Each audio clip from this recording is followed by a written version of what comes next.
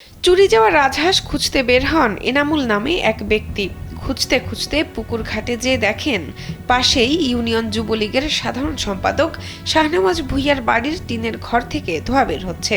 সেখানে থাকা যুবলীগ নেতার ছেলে ফারহান রনির কাছে ধোঁয়ার কারণ জানতে চান এনামুল। পাতা পোড়ানো হয়েছে জানিয়ে এনামুলকে সেদিকে যেতে নিষেধ করেন রনি। রনির কথা বিশ্বাসযোগ্য মনে না হওয়ায় তিনি ধোঁয়া ওঠা জায়গাটি দেখতে চান, তবে কিছুতেই তাকে সেদিকে যেতে দিতে রাজি হন না রনি। এক পর্যায়ে সেখানে গেলে মার্ডার কেসের আসামি করা হবে বলেও হুমকি দেওয়া হয়। তারপর লোকজনকে জড়ো করে সেখানে যান এনামুল।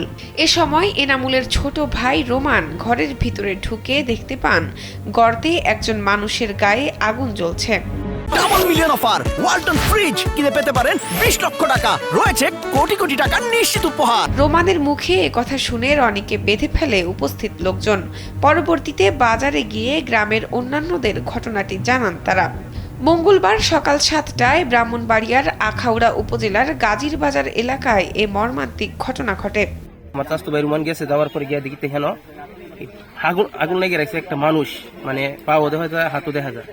তো ওই সময় সে দেখতে দৌড়ে দুইটা চিল্লি দিয়েছে কিন্তু মানুষ উঠতেছে। তারপরে আমরা হেরা আস্তে আস্তে বাইলে বাইলে থাবাদ আমরা ধরার পরে আমরা ময়মুরব্বী নিয়ে দেখতে এসি।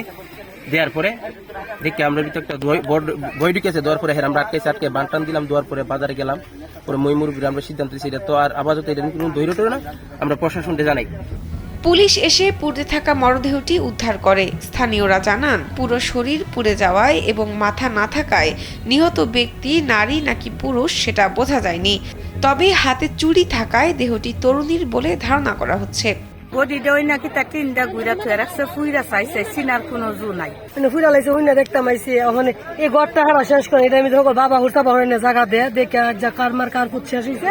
এ সময় ফারহান রনিকে আটক করে পুলিশ। ফারহান মাদকের সাথে জড়িত বলে জানান স্থানীয়রা।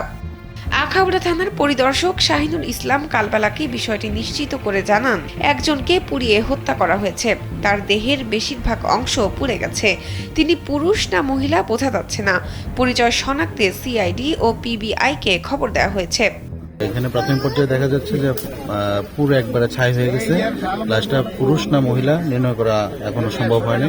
আমরা সিআইডি এবং পিবিআই টিমকে ডাকছি, তারা আলামত সংগ্রহ করবে এবং পরীক্ষা নিরীক্ষা করে তারা নিশ্চিত করতে পারবে যে এটা কি ছিল, মহিলা ছিল না পুরুষ ছিল। এলাকাবাসীর দাবি এই মর্মান্তিক ঘটনার যেন সুষ্ঠু তদন্ত হয় এবং অভিযুক্তদের বিচারের আওতায় আনা হয়।